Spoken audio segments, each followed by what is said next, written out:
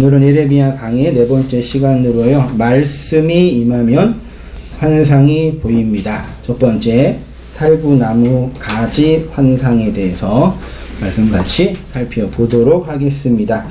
여호와 하나님은 예레미야를 그 왕권으로 그 나라를 세우려는 자들을 뽑고 파괴하고 파멸하고 넘어뜨리고 건설하고 심게 하기 위한 말씀의 도구로 삼으셨죠. 하나님이 직접 이스라엘 백성에게 말한 것이 아니라 예레미야를 통해서, 예레미야를 사용해서 말씀의 도구로 사용하셔서 이스라엘 백성을 뽑고 파괴하고 파멸하고 넘어뜨리고 건설하고 심게 하는 그 말씀의 도구로 사용하셨다라는 얘기입니다. 오늘은 읽은 말씀은 19절인데요. 11절부터 12절까지요. 살구나무 가지 환상 12절에 여호와께서 내게 이르시되 내가 잘 보았도다. 이는 내가 내 말을 지켜 그대로 이루려 함이라. 12절까지만 하고요. 다음 주에 이어서 그 끓는 가마 환상에 대해서도 살펴볼게요.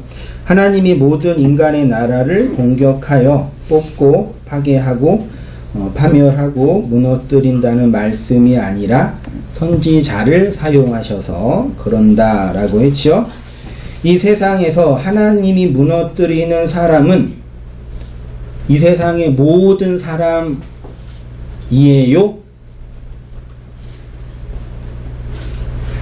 하나님이 말씀으로 파괴하고 파멸하고 무너뜨리는 사람은 이 세상의 모든 사람들인가요? 누구만 공격해요? 선택받은 성도들만. 무엇으로요?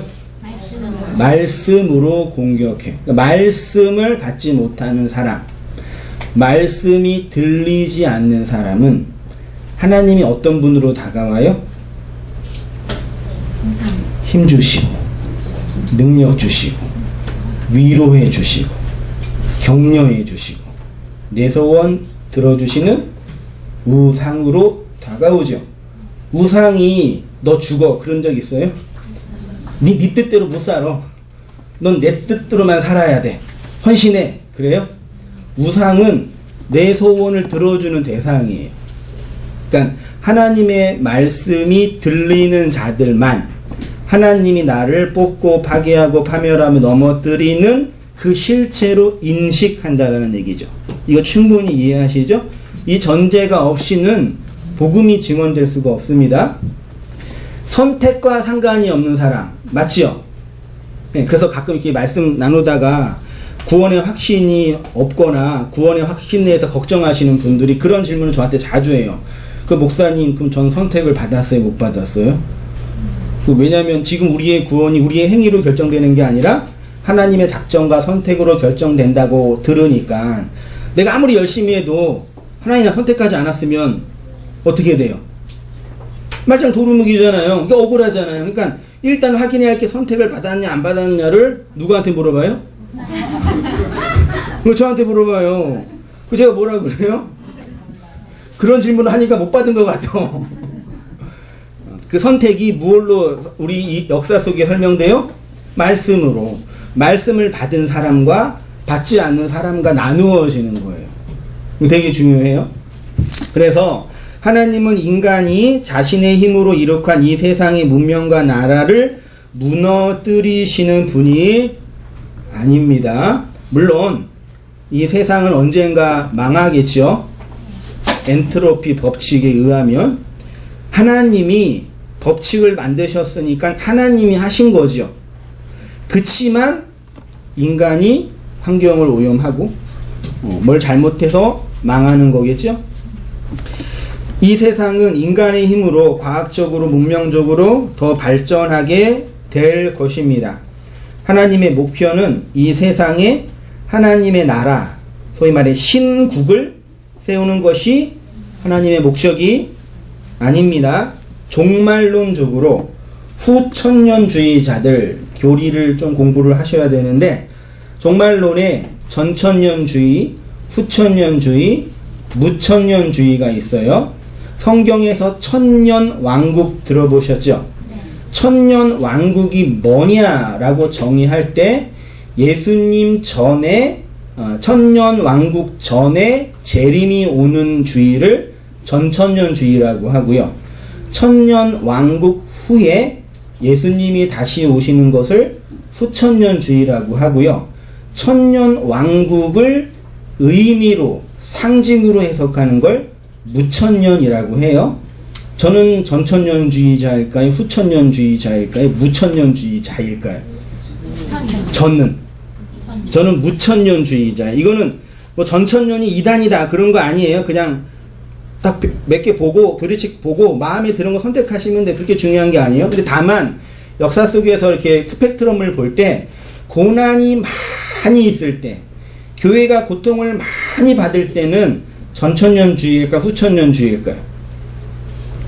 예수님의 재림을 기다려요, 안 기다려요? 기다리죠. 고난이 많을 때는 전천년주의자가 많이 있어요. 반대로 이 세상이 번영하고 성공하고 행복하고 살만하죠? 돈 좀 있으면. 그렇지. 우리나라에서 물가가 이렇게 높은데 행복한 사람이 누구예요? 돈 있으면 이렇게 편한 데가 어디 있어요? 그렇게 번영과 성공을 경험하고 있는 사람들의 종말로는 후천년이에요.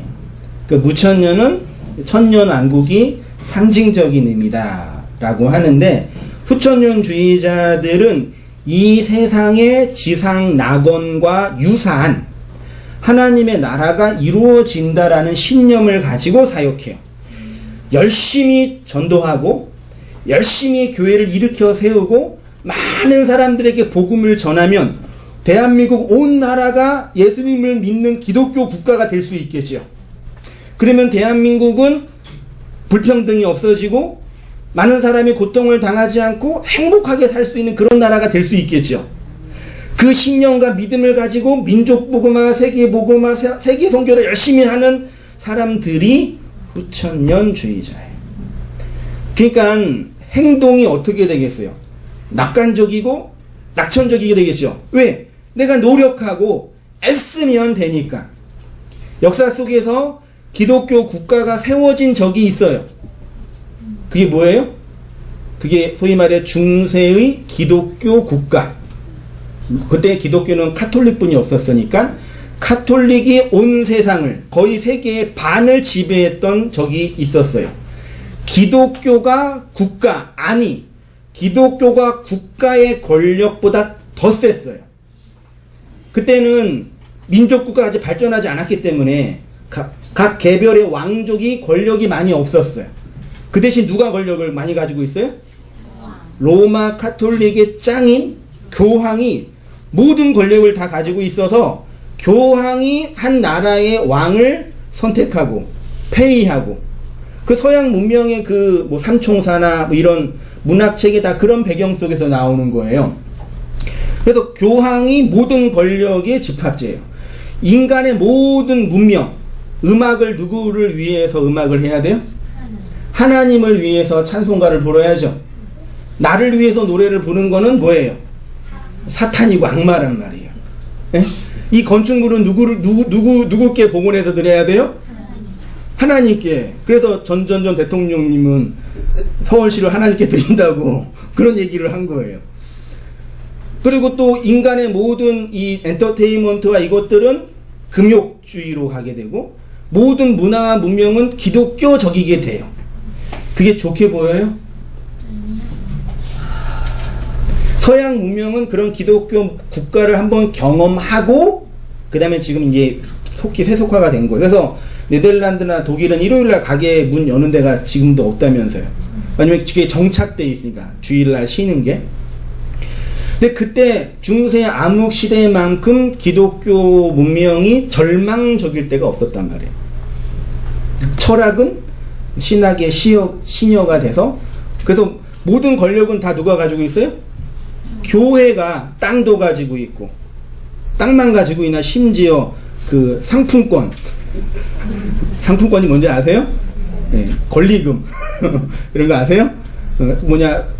상점을 운영하는 그거 있잖아요. 그 뭐라 그러지? 아무튼 그런 걸 다 이익을 다 가지고 있어서 또 성직자는 군대도 안 가고 또 세금도 안 내고.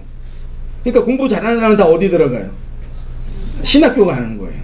신학교 가서 왜 거기만 가면 성공이 보장되니까. 그러니까 대한민국에서 인기 있는 직종은 수능에서 공부 잘하는 애들이 가는 데예요. 공부를 못하는 애들이 가는 게 인기 있는 직종이 아니에요. 그러니까 그 시대는 그렇게 해서 돈 있고 권력 있는 사람이 그 신학의 길을 가서 그렇게 이제 권력을 지배했어요. 그 기독교 국가, 온 나라가 기독교인이에요. 그래서 주일날 예배 안 드리면 주일날 장로님이 뭐 하시냐면 예배 안 드리는 사람 집에 찾아가가지고 데리고 와요. 너 예배 왜 안 드렸어? 지하 감옥에 들어가.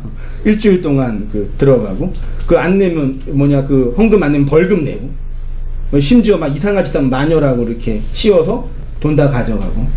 그 기독교 국가가 그렇게 자기의 종교 권력을 가지고 이상한 데서 먹은 거예요. 그들은 그렇는데 이 대한민국에 있는 대한민국만 하더라도 이 많은 목사들이 그런 강력한 종교 권력과 행정 권력을 가지고 있으면 어떻게 할까요? 하나님의 나라와 영광을 위해서 열심히 복음을 전할까요? 그렇게 할까요? 이미 역사 속에서 증명됐잖아요. 종교 권력이 세상 권력을 가지고 있으면 기독교만 그런 게 아니라 이슬람교도 그러고 불교도 그러고 다 그래요. 그래서 종교랑 권력은 같이 있으면 돼요, 안 돼요? 세상 권력과 종교 권력은 안 돼요. 교회가 가지고 있는 권력은 오직 무슨 권력이요?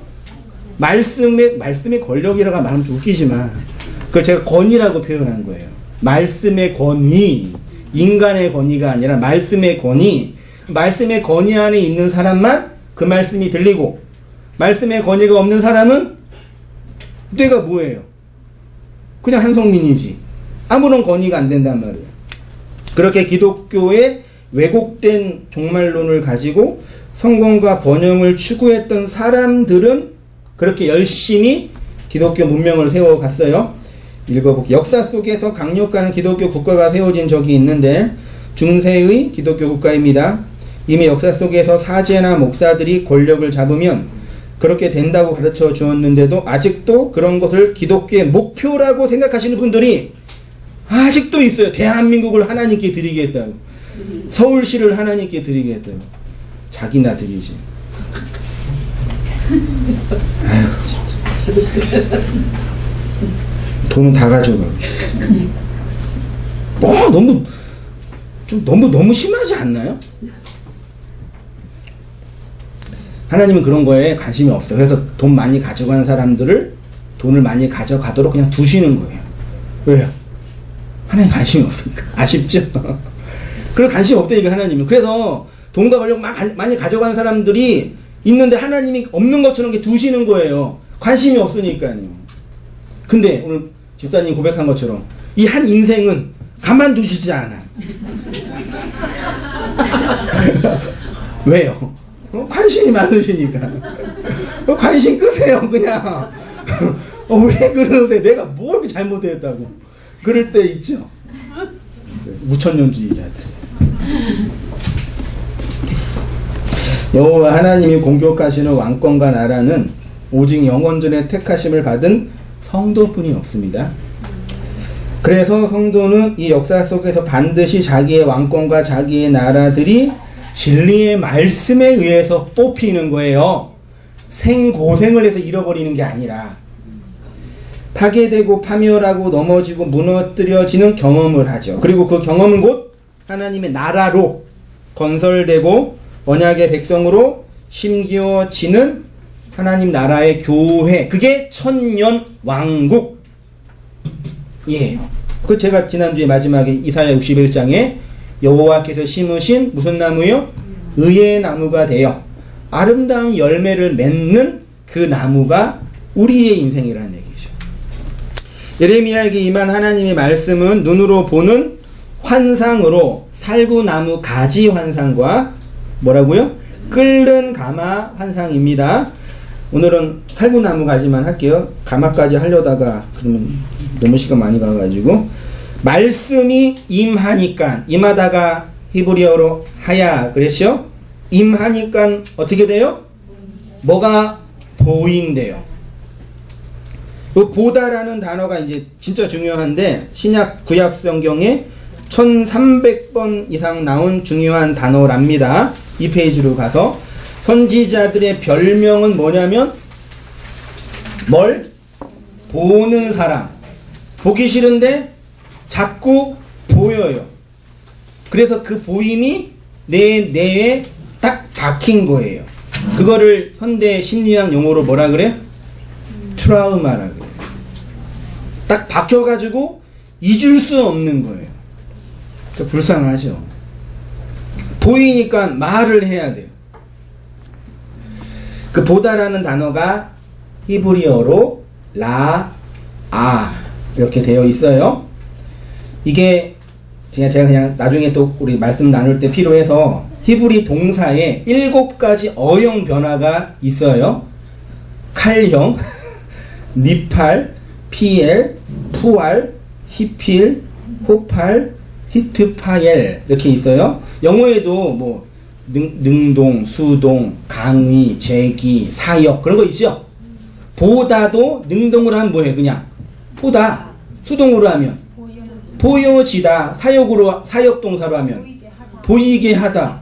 영어 선생님 깜짝이야. 네, 끝이요. 그 제기로 하면 스스로 본다. 그 하나님은 스스로 보는 자죠. 그러니까 동사 하나가 어형에 따라 수없이 변하는 거예요. 이걸 이제 구약 성경의 라를 전체적으로 보면은 5가지 의미로 추출할 수가 있는데, 첫 번째가 이해하다, 두 번째가 하나님 편에서 받아들이다, 세 번째가 준비하다, 네 번째가 관심을 가지다, 다섯 번째가 환상을 보다래요. 몇 개만 잠깐 살펴보면은요, 첫 번째 이해하다. 라는 하나님이 보낸 사자들에 의해서 전달되는 하나님의 말씀을 받고 이해하고 믿음으로 수납하고 수용하는 것을 의미합니다. 이사야 6장 10절에 이 백성의 마음을 둔하게 하여 그들의 귀가 막히고 그들의 눈이 감기게 하라. 염려하건대 그들의 눈으로 보고 귀로 듣고 마음으로 깨닫고 돌아와 내게 고침을 받을까 하노라. 고침을 받을까 하노라. 그래서 여기 보다가 그냥 보는 게 아니라 이해되다예요. 그 받아들이다. 그래서 뭐 대야 보세요. 대야 26장 5절에 하나님의 묵시를 밝히 아는 스가랴가 사는 날에 하나님을 찾았고, 주어가 없죠. 주어가 우시야예요. 우시야 왕은 평가를 할 때 선한 왕이냐 악한 왕이냐라고 평가할 때 선한 왕이었는데 악하게 된 왕이에요. 하나님의 말씀을 밝히는 스가랴라는 선지자가 우시야의 책사로 있었을 때는 선한 왕이었는데 우시야를 내쳐요. 기분 나쁜 얘기만 하니까. 그때부터 악한 왕이 된 거예요. 하나님을 찾았고 있죠. 이게 하나님을 라아했고 하나님을 바라보았고, 시편 63편에도 주를 바라보나이다. 주님을 안다. 이런 개념이요. 두 번째는 하나님 편에서 받아들이다. 창세기 7장 1절에 여호와께서 노아에게 이르시되 너와 내 온 집은 방주로 들어가라. 이 세대에서 내가 내 앞에서 의로움을 하나님이 노아를 이렇게 넌 의롭다. 의로움을 본 거예요. 하나님 편에서 이렇게 본 거예요. 그래서 의로운 노아를 받아들이신 거예요. 세 번째는 준비하다인데요. 준비하다 하면 기억나는 히브리어 있나요? 여호와 이레이지요. 창세기 22장 8절 아브라함이 이르시되 내 아들아 번제할 어린 양은 하나님이 자기를 위하여 친히 준비하시리라. 이게 라아예요. 그럼 직역하면 하나님이 친히 바라보시다. 이렇게요. 두 사람이 함께 나아가서 아브라함이 그 땅 이름을 여호와 이레라 하였으므로, 이레가 라아네요. 오늘날까지 사람들이 이르길 여호와의 산에서 준비되리라. 바라보게 되다. 그러면 아브라함과 이삭이 여호와의 산에서 번제를 드리는 이 형식을 통해서 뭘 라아한 거예요. 하나님을 본 거예요. 그러니까 하나님이 헌신하는 그 이삭을 위해서 그렇게 준비하신 게 아니라, 우리 인생 뭐 준비시켜 주시는 게 아니라 하나님을 본 거라니까요. 하나님의 임재를 본 거예요.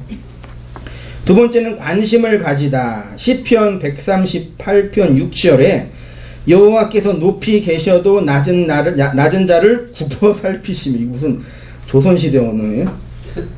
하나님이 여러분들의 인생을 굽어 살펴주시나요?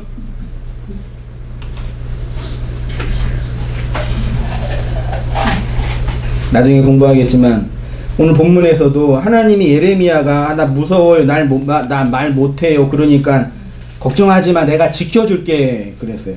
근데 안 지켜줬어요. 일구이원 하시는 나쁜 하나님. 야, 너 내 말 잘 들어? 요거 잘 쟤한테 전해. 이거 전하면 때릴 것 같거든, 나를. 나 무서워요. 걱정은 내가 지켜줄게. 가.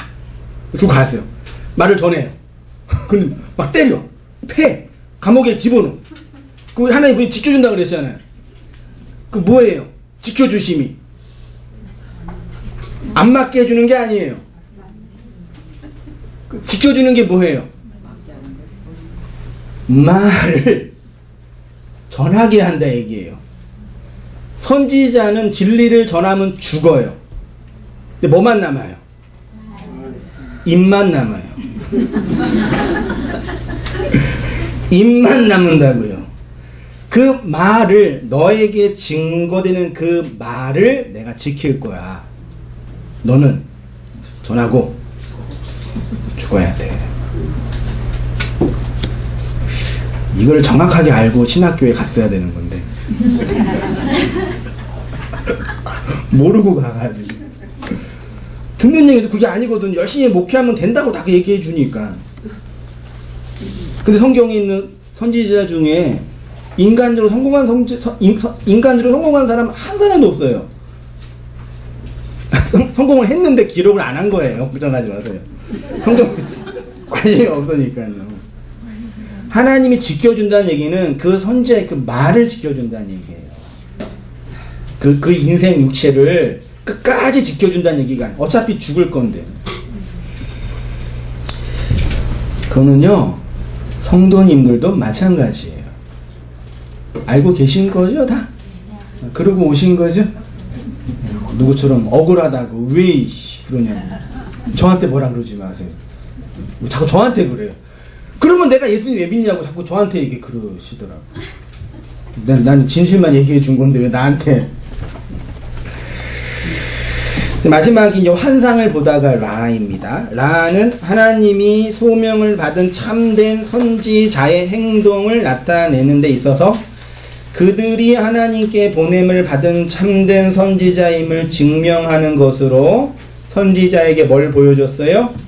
환상을 보여주었습니다. 민수기 12장 16절에요. 이르시되 내 말을 들으라. 너희 중에 선지자가 있으면 나 여호와가 뭘로요? 환상으로. 이 환상이 각주 8번의 히브리어로 보니까 마르아라고 되어 있어요. 아까 라아 기억나세요?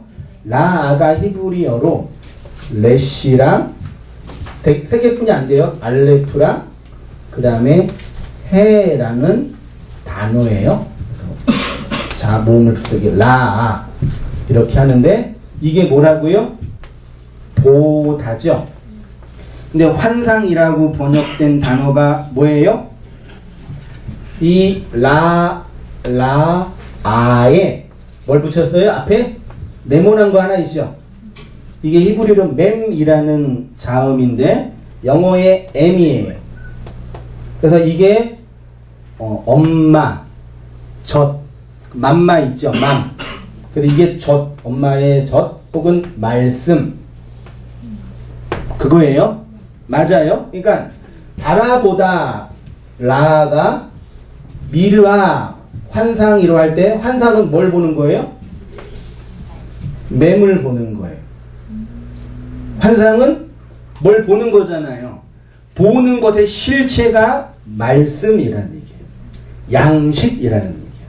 환상은 말씀을 오는 거예요. 본질은.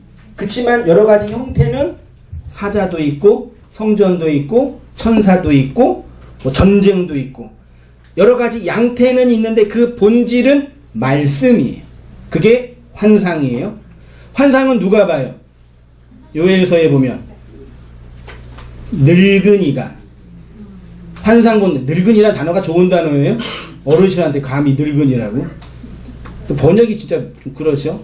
어른, 나이든 어른. 성경에서 어른은 말씀이 있는 자잖아요. 말씀을 담은 자. 그게 어른이잖아요. 어른이 환상을 본다. 그거예요. 그래서 이제 환상, 그래서 선지자들은 반드시 선지자로서 부르심을 받을 때 반드시 환상을 봐요. 그래서 창세기 46장 2절 야곱도 선지자예요. 야곱이 그 밤에 하나님이 이상 중에 나타나 애굽으로 내려가라 그런 거고요. 사무엘상 3장에도 그 이상을 엘리에게 알게 하기를 두려워하더니, 그래서 그 엘리 다음에 선지자 사무엘이 이상을 본 경험. 에스겔서 1장 1절은 더 환상적입니다.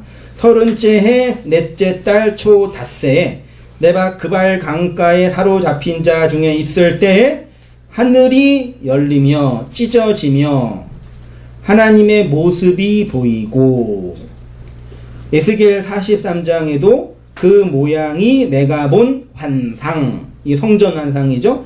다니엘서도 환상을 보여준 거예요. 그 모든 선지자들은 그 환상, 보여지는 말씀이 딱 보고 그게 내리에 딱 찍힌 거예요. 평생 그 트라우마로, 그 운명으로, 그 아난케적 운명을 가지고 짊어지고 간 거예요. 내가 본 환상이 있죠. 그거 말을 하니까 사람들이 그 말을 좋아해요, 안 좋아해요? 네가 잘못 본 거야. 그거 틀린 거야. 그거 맞지 않아. 그러니까 자들 고민해. 내가 그러면 잘못 봤나? 그 고민하는 거. 근데 그게 영원히 남는 거예요. 그 운명에 산 거란 말이에요. 그 말씀에. 자, 3페이지로. 이제는 환상을 통해서 말씀하지 않으십니다. 왜요? 네, 이게 맨 말이잖아요, 말씀. 말씀이, 어디 있어요? 성경에 있잖아요. 그 환상을 보여주시면 안 돼요, 이제. 무슨 뜻이냐? 말씀이 완성이 안 됐다라는 뜻이에요. 읽어볼게요. 이러한 말씀은 계시로서 성경이 완성된 시대에도 환상으로 말씀하신다는 것을 증명하는 말씀이 아니라는 것을 이미 아실 것입니다. 하나님은 이제 환상과 꿈으로 말씀하지 않으십니다. 이때는 계시로서의 성경이 아직 완성되지 않았기 때문에 고대 시대의 모든 종교에 있었던 것들을 진리를 건네주기 위한 수단으로 차용하여 사용하신 겁니다. 우리의 시대에는 성령이 임하고 성경이 완성되었기 때문에 그렇게 환상으로 말씀하지 않으십니다. 쉽게 말해 하나님은 무엇으로만요? 성경으로만 말씀하세요. 그러면 성경으로만 말씀하신다 하면 성경이 무엇을 얘기해요? 예수 그리스도만 얘기해요. 예수 그리스도도 얘기하는 게 아니라 예수 그리스도만 얘기한다고요. 이게 오늘날 성경 해석에서 큰 오류예요. 예수만 보려고 하지 않고 예수도 보려고 그래요. 아버지 학교, 큐티 학교, 부부 학교, 양육 학교, 재정 학교, 이런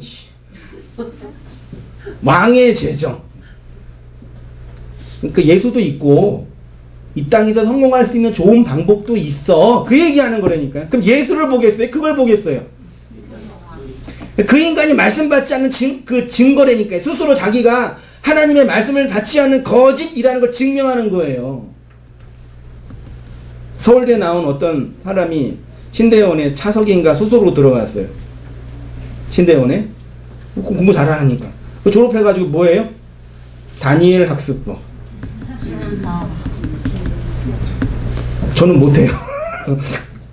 그러니까 교회에서 모든 사람의 공통 부모는 절간이나 교회나 다 모든 부모는 잘 키우는 거고, 잘 키우는 걸 하면 좋은 데 들어가는 거잖아요. 우리가 톡 까놓고. 그러니까 어떻게 하면 좋은 데 잘 보낼까? 성경의 방법으로, 진리의 방법으로 가르쳐 준다고 하니까.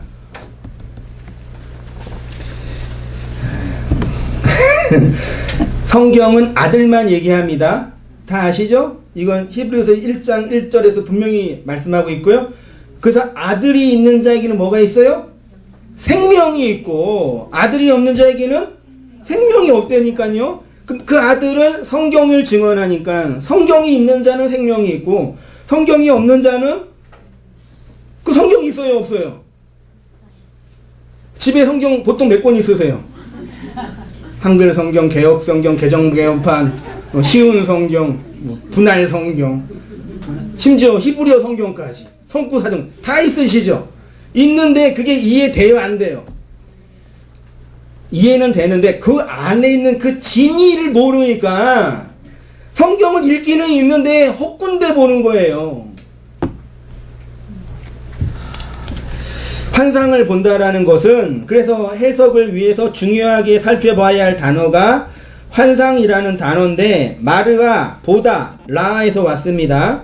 다시 말해서 구약시대 선지자들이 환상을 본다는 것은 하나님의 말씀을 본다라는 얘기고, 말씀을 본다라는 얘기는 하나님의 의도와 하나님의 뜻과 하나님의 마음을 본다. 쉽게 말해 오늘날로 적용을 하면요, 그리스도의 영으로 그리스도를 증언하는 성경을 본다.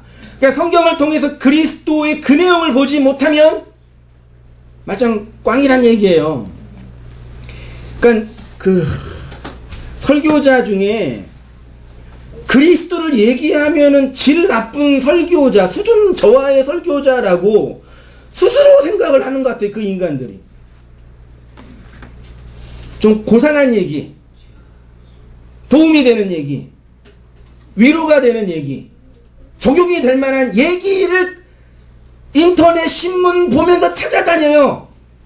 그리스도를 증언하라고 부름받은 설교자들이요. 그리스도만 증언하면은 사람들이 무시할 것 같나 봐요. 그리스도만 증언하면 교회가 부흥하지 않을 것 같나 봐요. 그리스도만 증언하면 사람들이 재미없을 거라고 생각하나 봐요. 맞죠? 뭐가 재밌어요? 맨 똑같은 얘기. 근데 성경이 그리스도만 증언한다니까요. 하나님은 그것만 증언하려고 성경을 역사 속에서 만드시고 성경을 증언한 사람들을 설교자로, 선지자로 보낸 거예요. 그러니까 종들이 가가지고 주인이 하라고 한 그 말만 했다니까요. 성격이 나쁘거나 성격이 고약하거나 그런 게 아니라 주인이 한 그 말만 했어요.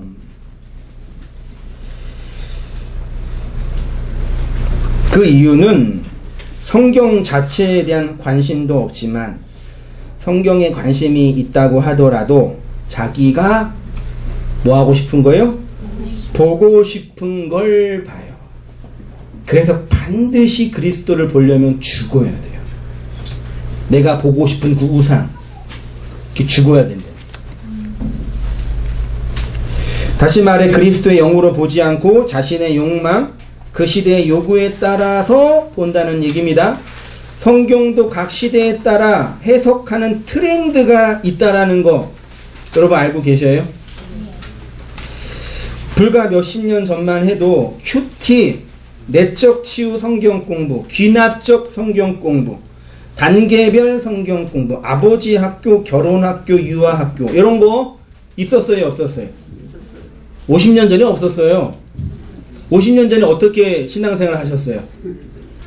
그냥 거저째기 깡고 그냥 기도만 하셨잖아요. 그냥 주여 그리고 이거 해결해 주시고, 그리고 있다가 마음이 공하고 뭐 또 배워야 되니까 파라처치에서 유행하는 10단계 성경 공부, 소그룹 성경 공부, 제자훈련 성경 공부, 그거를 복음주의 1세대 우리 선배들, 누구죠? 사랑의 교회 옥한음, 그 다음에 그 오늘의 교회 하용조, 그 다음에 남포교회 뭐 기타 등등의 목사님들이 잘 해석해서 교회에 적용해가지고 이렇게 대박 난 거예요.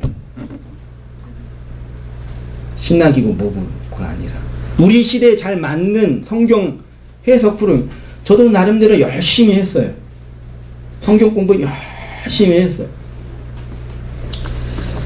근데 이렇게 하는 것 자체가 나쁜 게, 왜냐면 그 좀 이렇게 복음을 잘 전하려면 이렇게 좀 세분화하고 전략해서 필요하죠. 뭐가 나쁘게 했어요? 근데 그 복음의 본질은 아무도 관심이 없다니까요.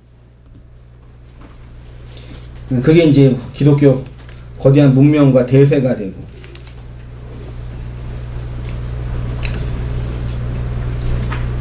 그쵸. 요즘에 온당에 오셔가지고 복음을 듣고 말씀을 들으면서 변화되는 성도들의 증상이 여러 개가 있어요.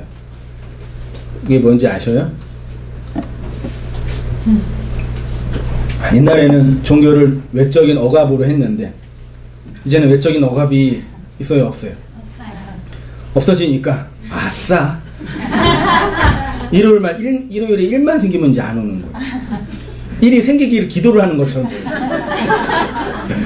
이번 주는 피곤하기를 바라고 이번 주는 일이 생기기를 바라고 그런 마음이 생기고, 옛날에는 헌금을 안 하고 11조를 안 하면 괜히 뒤가 꾸녕하고 화장실 갔다가 안 딴 것처럼 괜히 멍했는데 이 안 내도 그건 별 문제 없고,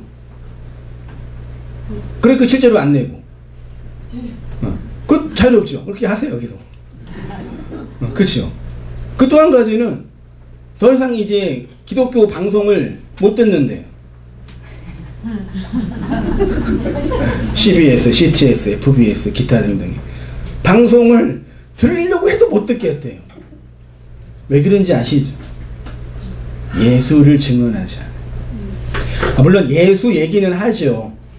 근데 예수를 증언하지 않고 다른 얘기를 해요. 그러니까 알죠. 그건 쓸데없는. 차라리 그런 얘기 들으려면 거기 강의 잘하는 뭐 이렇게 스타 강사 있잖아요. 재테크 잘하는 강사, 자녀 교육 잘 기르는 강사 다 있죠. 그거 들으면 돼요. 그걸 쓸데없이 그냥 성경을 가지고 그런 게 이용해서 저처럼 진리를 전하는 목사 이상한 사람 모두 매도하게 만든.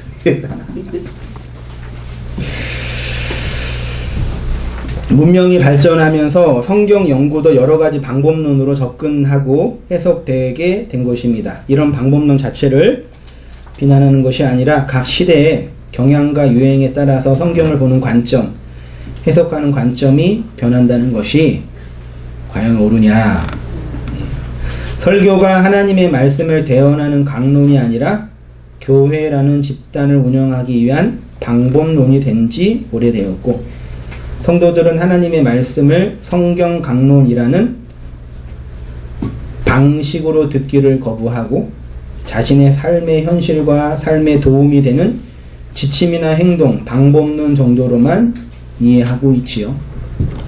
성실하게 교회 출석하면서 그렇게 자신의 욕망의 위로만 찾아다니는 좀비와 같은 신앙 생활들을 하고 있는 사람들이 부지기수죠. 그래서 거짓 선지자들은 항상 누구를 데리고 다녀요? 거짓 선지자를 선지자로 불러줄 사람이 있어야지 거짓 선지자 노릇도 해먹지요. 목사를 목사로 불러줄 성도가 없으면 목사예요? 아니에요. 되게 중요한 의미라니까요. 깨어있는 시민이 없이는 민주주의가 발전하지 못하는 것처럼 깨어있는 성도가 없이는 건강한 지역교회도 요연하죠. 건강한 지역교회가 어디 있어요 요즘에?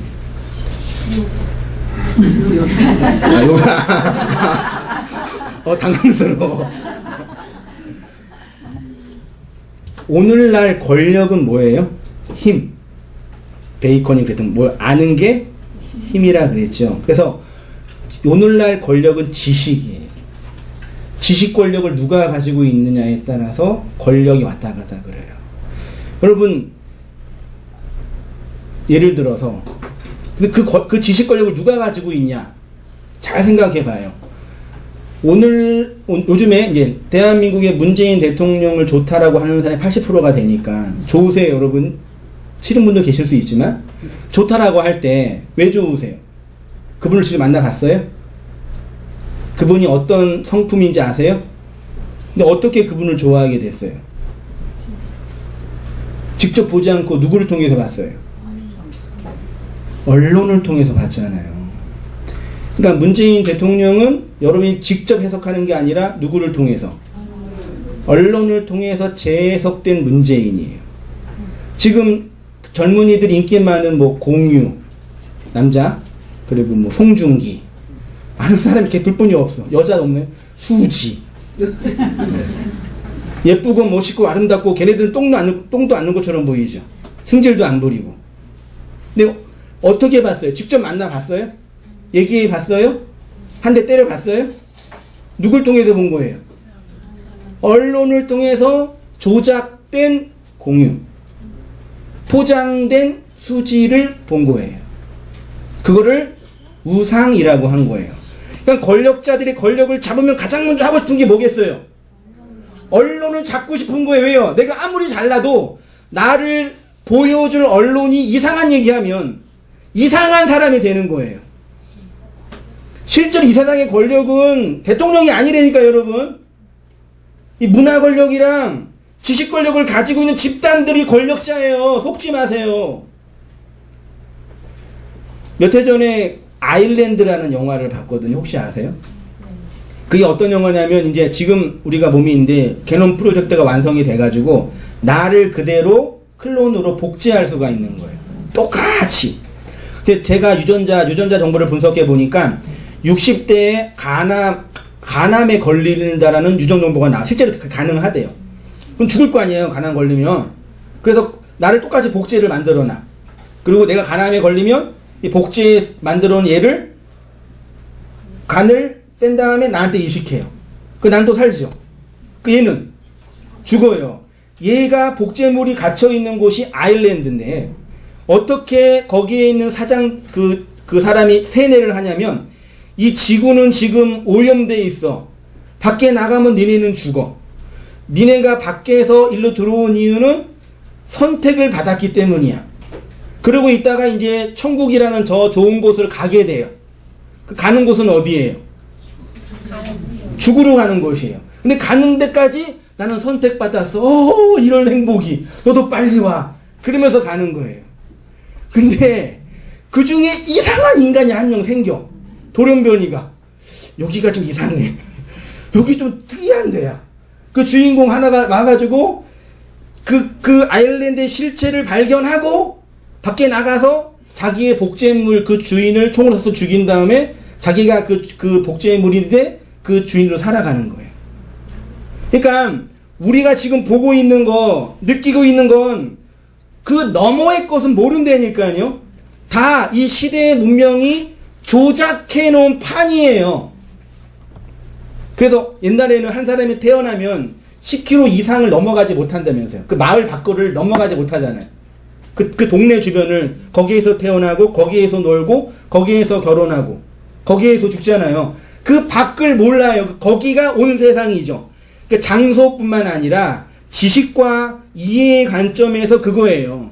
그러니까 사람들이 지식을 가지고 있는 사람들이 자기한테 필요한 지식 몇 가지만 전하면서 그 지식으로 먹고 사는 거예요. 부가가치를 많이 부리면서. 제가 며칠 전에 얘기했던 것처럼 요즘 유튜브에 그 양심 치과 의사 강씨인가 있어요. 제가 이미 인지했어요. 치과 의사들은 거의 90%는 구라다. 공부 잘해가지고 돈 많이 벌 생각만 한다. 그런 생각이 있었어요. 실제로 공부 잘하는 사람만 갈 수 있잖아요. 있는데 얘기했던 것처럼 이빨이 아파가지고, 그러니까 옛날에 떼웠던 이게 나간 거죠. 그 아말강인가 그게. 그래서 치과 가서 이제 하는 견적을 냈는데 100만 원이래요. 그 치과 가는 게 무서워요, 진짜. 무섭잖아요. 어떤 분은 임플란트 해가지고 에쿠스 한 대 들어갔다고 입에 그렇게 얘기도 하는데 그 무서워서 100만 원이니까 옛날 같았으면 그냥 무서우니까 했는데 이게 그래도 딴 데 알아봐야 돼. 딴 데 가니까 140만 원 불러. 이거 어떡하지? 돈도 없고. 근데 돈이 없으면 어떻게 해야 돼요? 발품을 파세요? 그게 진리예요. 그래서 이제 몇 개 물어보는데 다 100만 원 왔다 갔다. 개인 치과는. 그래서 옛날에 한번 우리 첫째 아들 당한 게 있어가지고 서울대 치과를 갔어요. 가가지고 치료도 한 몇 시간에 끝냈어. 40만 원이에요. 그러니까 서울대 치과는 거기는 이제 그 공부하는 학생들이 개원하려고 준비하는 곳이니까 이문을 최고의 목적으로 보지는 않죠.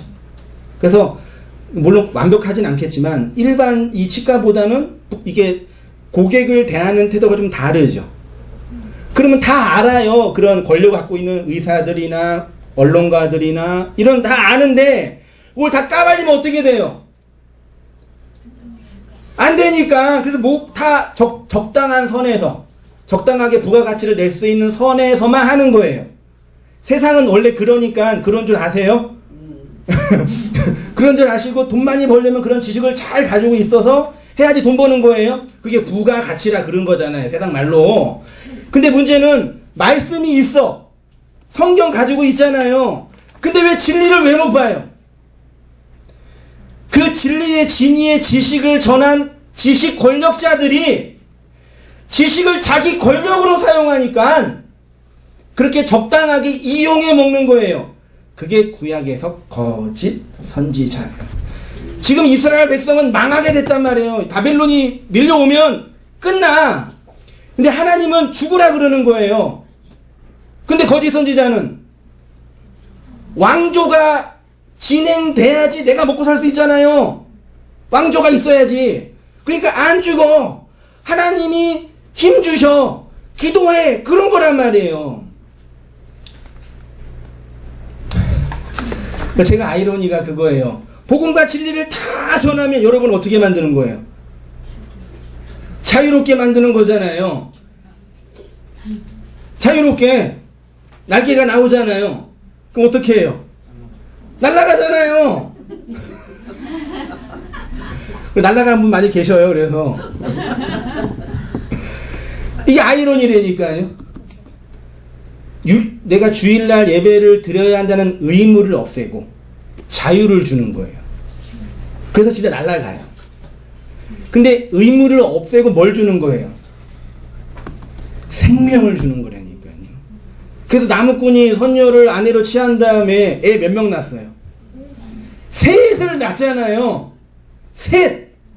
그래서 날아가요, 못 날아가요? 그 애 새끼들 때문에 못 날아가는 거예요. 둘만 있어도 요거 잡고 날아갈 수 있는데 발로 하지 이렇게 해가지고. 요즘 이 그리스 로마 신화 다시 공부하고 있는데 다 비슷해요. 그러니까 그 생명을 세우기 위해서 그 자유를 포기하는 거예요. 이해되시나요, 여러분? 그러니까 진짜 자유는 날개 피고 내가 날르고 싶은데 날아가는 게 자유가 아니에요. 날아가 보세요. 갈 수 있는 데가 어디 있나. 그래봤자 하나님 품이지. 물론 교회를 옮기고. 그래서 교회 오시다가 몇 번 계속 안 오시면 좋은 교회 하나 찾으셨나 그런 생각해요. 저야 요즘에요. 또 아프셔도 못 온다고 할 때도 있어가지고 또 전화도 해드릴 거 그런 아쉬움이 있는데 자유지만 생명이 있다고요. 여러분 이해되시나요? 그 자유 가지고 여러분 하고 싶은 거 하지 마세요. 그러니까요. 예? 진짜 자유는 하고 싶은 거 하는 게 아니라니까요. 생명을 따라 살아가는 거예요. 그러니까 반대로 얘기하면 생명 없음의 증거예요. 그게. 그동안 억울하고 무섭고 두려워서 교회 생활, 종교 생활, 노예 생활 그러고 한 거라니까요. 이해되시죠? 날아가지 마세요. 하나님 또 뜻과 인도하심이 있으면 또 각자의 위치도 세워주시겠죠. 어디든지. 이렇게 말씀이 임하여 환상을 본 예레미야의 환상의 내용이 살구나무 가지 환상이고요. 끓는 가마 환상인데 살구나무 가지 환상은 의외로 심플하지요. 살구나무 가지를 받고 12절에 여호와께서 내게 이르시되 내가 잘 보았도다. 이는 내가 내 말을 지켜 그대로 이루러. 살구나무 가지의 핵심은 내 말을 지킨대요. 누굴 지켜준다고요? 예레미야를 지켜주지 않아요. 예레미야의 말을 지켜주는 거예요. 그러면 그러니까 약속한 거 맞죠? 내가 널 지켜줄게. 그건 네 말을 지켜줄게지. 너가 말씀을 전해서 사람들이 널 때리거나 혼낼 때 방어망을 주고 평안하게 해주고 한다 안 한다? 안 한다. 하나님이 우리의 육체를 지켜주셔요? 안 지켜주셔요. 우리의 인생을 안 지켜주신다니 그게 관심이 없기 때문이라고만 생각하지 마세요. 그게 진짜 중요한 게 아니라니까요. 그러니까 하나님이 진짜 중요하게 여기지 않는 거를 왜 중요하게 여기시냐고요. 어쩔 수 없이 육체를 가지고 있으니까. 근데 하나님이 진짜 중요하게 여기시는 거는 육체 안에 담겨진 그 말이에요. 그러니까 억울한 거죠. 내가 중요한데 나는 내 육체, 내 인생, 내 자존심, 내 의, 요게 중요한데 하나님은 그게 안 중요하고 하나님이 넣어준 그 생명이 중요하다고 하잖아요. 이게 뭐 어렵나요? 이게 뭐 2단, 3단, 9구단이에요? 이게 이해가 안 되세요? 인터넷 성도들. 이게 뭐가 어려워요, 이게요? 물론 좀 그 영업에 좀 문제가 생길 수 있겠지만, 그 말을 지킨다. 그게 살구나무 가지 환상이. 보세요. 살구나무로 번역된 단어가 샤케드예요. 샤케드가 샤카드라는 동사에서 왔는데, 샤카드는 지켜보다, 감시하다, 경계하다 라는 동사고, 샤카드는 샤마르라는 동사에서 왔는데, 샤마르 많이 들어보셨어요? 샤마르는 지켜주다, 준수하다, 보존하다의 의미로 아담이 에덴 동산을 지킬 때 샤마르해요. 한글 성경은 여호와 하나님이 그 사람을 이끌어 에덴 동산에 두어 그것을 경작하며 지키게 하고가 샤마르예요. 그럼 하나님이 아담이 땅을 지킨다는 얘기는 뭐예요? 열매를 내게 한다. 그걸 지킨다. 아니 생각해 보세요. 아담이 있을 때 뭐 그 땅을 훔쳐갈 사람이 있었어요? 뭘 지켜요? 총알 들고 지킬 게 뭐가 있냐고요. 그렇게 지키는 게 아니라 이 땅을 잘 경작하여 땅의 열매를 내게 한다가 샤마르예요. 창세기 3장에서는 생명나무의 길을 지키게 했고, 이게 이제 족장들로 가면 이렇게 되어 있어요. 창세기 17장 9절에 하나님이 또 아브라함에게 이르시되 그런즉 너는 내 언약을 지킨다라는 개념이 아담이 에덴 동산을 경작한다라는 개념과 똑같다라는 얘기는 우리가 하나님의 말씀은 율법과 규범과 신호등 지키는 것처럼 지키는 게 아니에요. 하나님이 예레미야를 지켜준다는 얘기는 예레미야의 인생이 행복하고 성공하게 지켜준다는 얘기가 아니라 예레미야 인생 속에 하나님의 말씀이 아름다운 열매로 나타나게 지켜준다 라는 얘기죠. 이해되시죠? 하나님을 이렇게 지켜주세요. 할렐루야. 이 지켜준다고요. 그러니까 육체가 탈 때, 육체가 깨트려질 때 아프지요? 그 아픈 거 당연한 거예요. 인생으로 살아온 거니까. 창세기 28장 15절도요. 내가 너와 함께 있어 내가 어디로 가든지 너를 지키며. 하나님이 지켜준대. 살구나무는 하나님이 그 언약과 약속을 지키신다는 것을 상징적으로 보여주는 말씀입니다. 그러니까 예레미야가 살구나무 가지를 본다라는 것은 하나님의 말씀이 반드시 성취된다.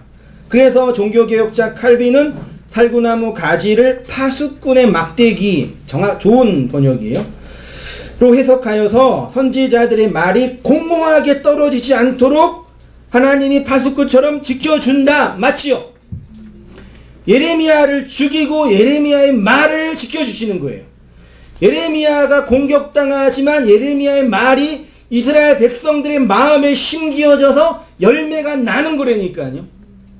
그러니까 선지자는 이 땅에 하나님의 말씀으로 부름받은 선지자는 이 사명 가지고 사는 거예요. 선지자는 참 그렇지만 선지자와 함께 사는 사람은 참 불쌍하죠. 그래서 심심한 애도를 좀 이렇게 그래서 오셔가지고 사모님 보고 싶다고 그러신 게 그 마음 때문에 그러신 거죠. 어쩌다가 잘못 걸려가지고 목사도 모르고 사모도 몰라요. 열심히 해가지고 교회나 좀 어떻게 해보고 좀 이렇게 좀 해볼까 이렇게. 그래서 그거요. 다시 말해서 하나님이 선지자를 통해서 전달하는 모든 말씀, 뽑고 파괴하고 파멸하고 넘어뜨리고 건설하고 심게 하는 그 모든 말씀이 이루어지도록 하신다는 얘기입니다. 예레미야가 살고 남은 가지를 본다라는 것은 하나님이 언약의 막대기, 하나님이 지켜주심의 막대기, 하나님의 인도하심의 막대기가 그의 말씀 사역을 지키고 이루시고 완성하신다는 얘기죠. 그래서 이루다라는 아싸라는 단어가 사용이 된 거예요. 아싸는 창조의 언어인 바라와 동일하게 사용된 거죠. 그러니까 하나님이 창조하다, 하나님이 이루다. 여기 히브리어로 가면 포이에오라는 단어로 번역이 됐는데 그거는 율법을 지키다, 율법을 행하다라는 단어가 포이에오라 그랬잖아요. 그러니까 신약에 와서 율법을 지키고 행하다는 얘기가 이 개념이에요. 다 하나님의 말씀을 샤마르 한다. 말씀이 씨로 우리 안에 심기어져서 열매가 나온다. 열매가 나오면 뭐가 나요? 말 속에 그 예수 그걸 증언하는 말이 되는 거예요. 제가 그 열매를 내면서 말하잖아요. 육체는 죽어가고 존재는 삭제되고 그렇게 가다가 인생이 삭제되고 말씀만 남는 게 성도의 삶인 거예요. 이해되시죠, 여러분? 그렇게 우리가 그 진리야말로 부름받았으니 신약교회가 모여서 뭐 한 거예요? 서로 격려하고 위로하고 힘내라라고 지지해주고 힘든 사람한테 말씀을 제시해주면서 함께 그 말씀, 인생 말씀을 읽어가는 게 현실교회, 지역교회라니까요. 근데 그렇게 할 지역교회가 모여가지고 뭐예요? 하나님 잘 이용해서 우상 잘 만들어서 성공한 거 서로 자랑하고 있단 말이에요. 부모한테 좋은 거 유전자 물려받아가지고 된 거 가지고 혹은 더 열심히 노력해서 얻은 거 가지고. 그래서 구약의 시인들이요 시편에서 하나님이 나를 지키시는 분이라고 서슴없이 말한 거예요. 온 우주의 창조주가 이 피조물 아무것도 아닌 인생을 돌보신대요. 왜? 하나님 그 언약의 씨를 담은 인생이니까요. 그래서 시편 121편 보세요. 여호와께서 너를 실족하지 아니하게 하시며 너를 지키시는 이가 졸지 아니하시로다. 이스라엘을 지키시는 이는 졸지도 아니하시고 주무시지도 아니하시로다. 여호와는 너를 뭐 하시는 분이요? 지키시는 분. 낮의 해와 밤의 달도 너를 해하지 못하도록 하나님이 지켜준다 그런다니까요. 지켜주시죠. 지켜주시죠. 그러니까 저한테 왜 안 지켜주냐고 저한테 따지시지 마세요. 지켜주신다니까요. 하나님이 나를 지켜주세요. 하나님이 우리를 지키시고 보호하신다는 것은 우상이 열심히 희생제사 드리고 뭘 바쳐서 나를 지켜주는 게 아니란 말이에요. 우리가 주의 계명을 지킨다는 말씀과 동일해요. 우리가 말씀을 지켜요? 말씀이 우리를 지켜요? 우리가 주의 계명을 지켜요? 주의 계명이 우리를 지켜줘요. 우리는 계명 안 지켜요? 지켜요. 시편 116편 119편 내가 좋아하는 119편이요. 이거 잘못된 119편은 성경에서 제일 긴 성경인데 제가 지키게 하셨나이다 샤마르거든요. 앞에 목적어가 뭐예요? 법도를, 율례를, 계명을, 말씀을, 율법을, 법도를, 계명을, 말씀을, 법을 내가 주의 계명을 지킵니다 그런 거예요. 시편 121편은 하나님이 나를 지켜주십니다 그러고 시편 119편은 내가 주의 계명을 지킵니다. 시편 119편은 하나님의 언약을 사모했던 구약 성도의 그 애절한 고백이에요. 제가 한번 나중에 119편을 집에 평생 강의하고 싶은 말씀이에요. 근데 그 성도의 그 말씀을 향한 그 사랑, 그 애틋함이 엄청 묻어있다니까. 이거 읽어보면 우리는 말씀도 지키지 않은 그 진짜 거지 같은 인생이라니까요. 말씀도 마음이 없는 막 살고 있는 그런 사람들이에요. 이거 찬찬히 읽어보세요. 완전 계명에 미친 사람이에요. 자다가 눈 떠가지고 주의 계명 때문에 울어. 한번 생각해보세요. 자다가 자고 있는데 옆에 아내가 일어나가지고 엉엉 우는 거예요. 그럼 마음이 어떻겠어요? 내가 뭐 잘못했나? 그래 되는 거죠. 운단 말이에요. 왜 울어요? 주의 계명이 너무 사랑스러워서. 그게 성도가 역사 속에서 경험하는 생명이라니까요. 그런 경험도 없이 어떻게 말씀 생활을 해요, 여러분? 에? 부부가 인생에 뜨겁게 사랑하는 경험도 없이 어떻게 평생 살아요? 지지고 볶고 싸우면서. 그 애절한 그 사랑이 내가 주의 계명을 잘 지키겠다, 율법적으로 잘 지키겠다, 그 의미가 아니라는 얘기예요. 그 생명이 내 안에 들어와서 지키도록 만드신다라는 거예요. 제가 어떻게 표현했냐면요, 계명이 우리를 지키는 것과 우리가 계명을 지키는 건 마찬가지라니까요. 그래서 구약에서 말씀을 우리의 부모라고도 하고 우리의 뭐라 그래요? 자식이라고도 해요. 말씀이 우리의 부모예요. 그래서 부모를 공경하라, 말씀으로 거듭났다, 그런 거죠. 또 한편으로는 말씀은 뭐예요? 우리의 자식이에요. 그치요? 그러면 다 우리 부모님의 경험이 있으시니까 자식이 날 키워요, 내가 자식을 키워요. 이제 소주 한잔 마셔야 돼. 자식이 나를 키워요, 내가 자식을 키워요.